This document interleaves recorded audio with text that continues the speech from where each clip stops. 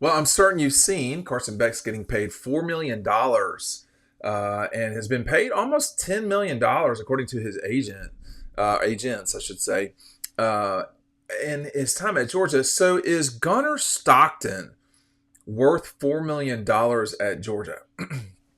Stick with me. I want to talk about this for a little bit because the answer may surprise you, to be honest with you. So, as you recall, Gunnar coming in for Carson Beck during Georgia's SEC championship win over the Texas Longhorns, an overtime win. Carson coming in for the last play of the game, handing off to ETN for the win.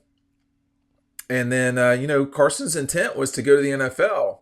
But that game has changed. A season the likes of which Carson didn't quite have what he wanted it to be. And then the new world we live in, which is you can make as much money as possible being a college quarterback. I mean, you could make an unlimited amount of money, but there is an important thing that's coming in 2025, this fiscal year. There is about $20 million. I'm just using that as a round number of a settlement that is being proposed that all of the student athletes at each school are going to be able to get, or well, they will be being paid. And so, of that 20 million, it's hard to know how much each program will get. Like women's golf, I can't imagine will get as much as men's football at Georgia. So, how much of that 20 million is going to football? I would imagine the lion's share. And if you were to take, in the SEC, you have 85 scholarship players and 85 scholarships only. If you were to take that $18 million and divide it by 85, each player at Georgia would make about $212,000. That 100,000 made a big difference. But is every player going to be paid the same? That's number one. So that's from the schools. So we're not at 4 million yet. But we're $250,000, just call it, there. Because will the starting quarterback at Georgia make $1 million a year? Will the starting quarterback at Georgia make $500,000 a year? Would they make $250,000? I would imagine they'll make $250,000, but we'll just see. Then you have all of the other opportunities. And this is where really Carson did really well with stuff like Powerade and so forth that were not directly tied to Georgia.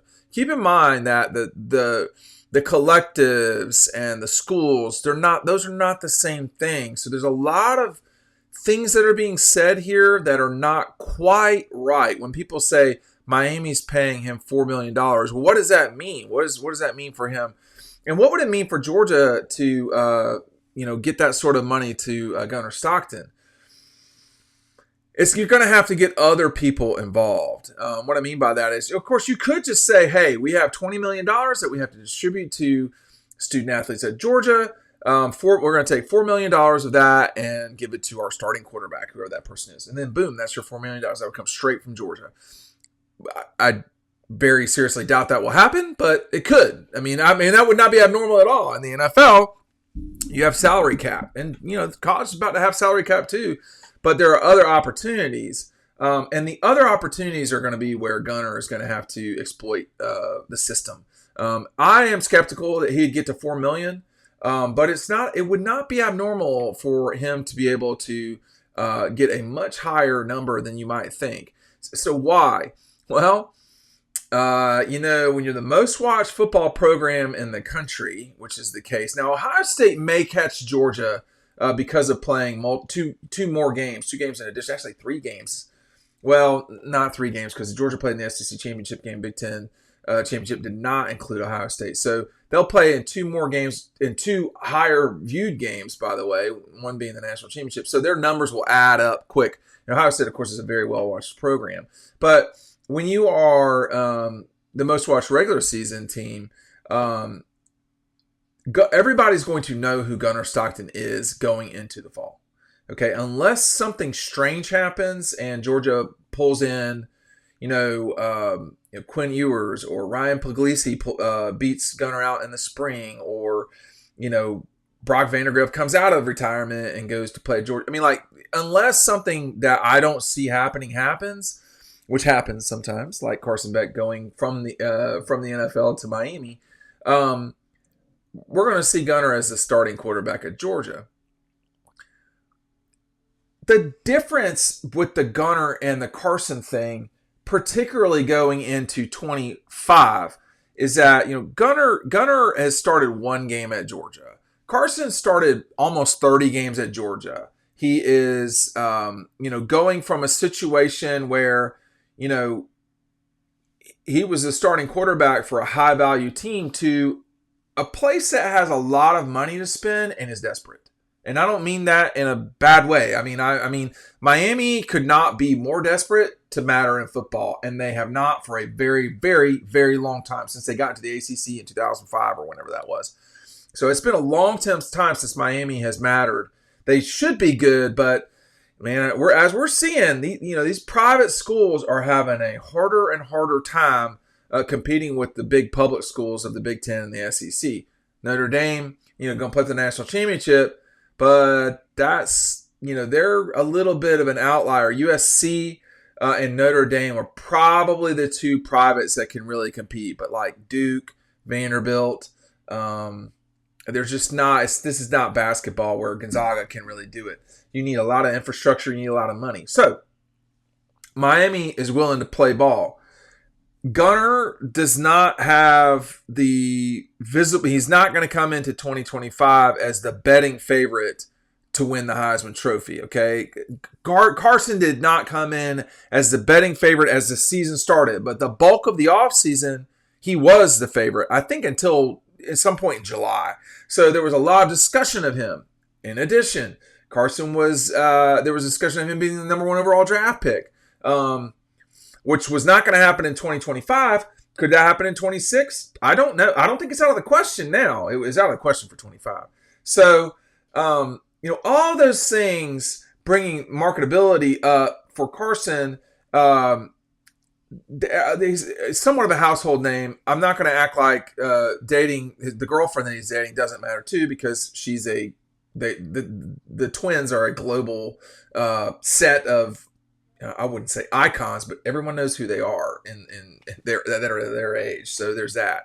But for Gunner, let's just say he wants to make a deal with Red Zone in Athens on Clayton Street, downtown, and he says, hey, Scott and Mindy, y'all are the best shop downtown in Athens. If I want, the best gear, I'm going to Red Zone. And I want to tell everybody about y'all.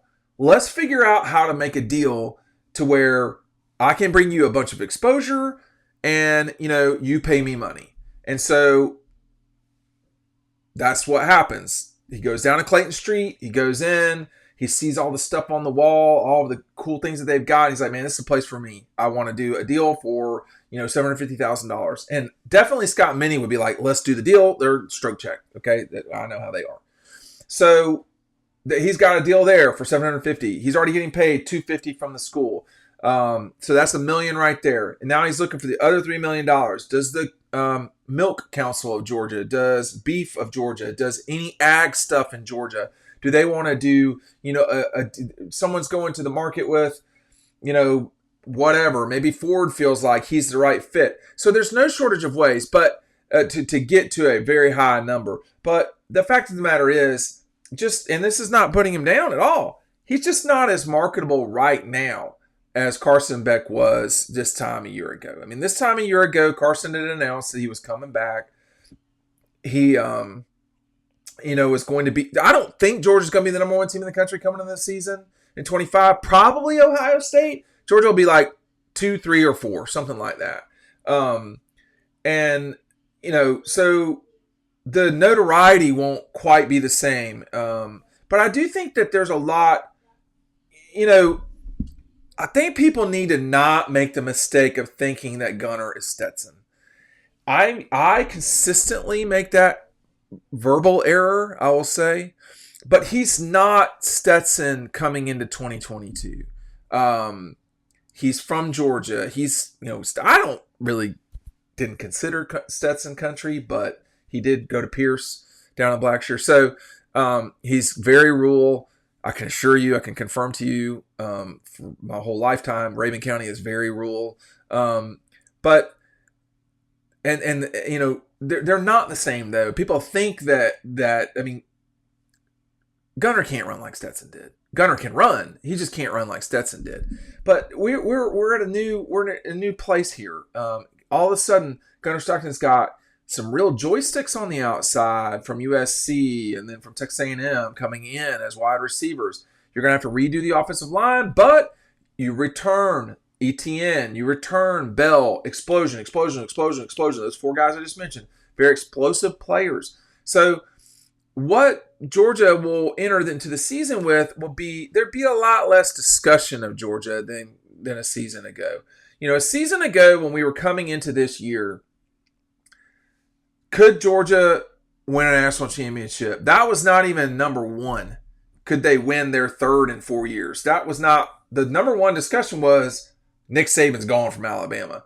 Well, we've kind of gone through that now, and so now it will probably be, either is Notre Dame going to repeat or is Ohio State going to repeat? And I would say the answer to both those is probably not, but let's just see.